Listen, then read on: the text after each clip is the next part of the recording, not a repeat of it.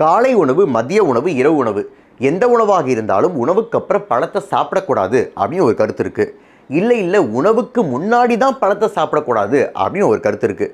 எதுவாக இருந்தாலும் உணவோட பழத்தை சாப்பிடக்கூடாது அப்படின்னு பொதுவான கருத்தாக இருக்குது. உணவுக்கும் பழத்துக்கும் என்ன சம்பந்தம்?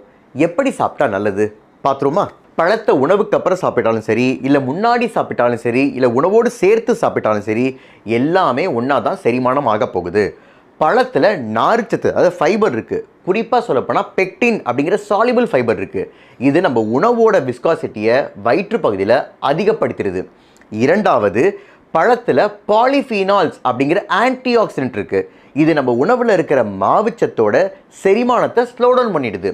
மூன்றாவது, இன்சுலின், GLP-1 போன்ற ஹார்மோன் உற்பத்தியை தூண்டுது. இந்த 3 காரணத்தினால நம்ம ரத்தத்தில் சர்க்கரை அளவு உடனே ஏறாமல் மெதுவாக தான் ஏறுது.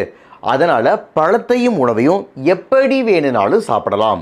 ஆனால் பல ஆராய்ச்சிகள் என்ன சொல்லுது அப்படின்னா, உணவையும் பழத்தையும் சேர்த்து சாப்பிடும்போது இந்த ரெண்டோட அளவும் மாடரேட்டாக தான் இருக்கணும். உணவை எப்போதும் போல் சாப்பிட்டு அதுக்கப்புறம் பழத்தை சாப்பிட்டா நமக்கு எக்ஸ்ட்ரா கேலரிஸ் தான் ஆடப் ஆகும். இரண்டாவது, diabetic, pre diabetic, weight loss, அதாவது உடல் எடை குறைக்கணும் இருக்கிறவங்க உணவுக்கு 20லேருந்து 30 நிமிஷம் முன்னாடியே ஒரு பழத்தை சாப்பிட்டா நல்லது.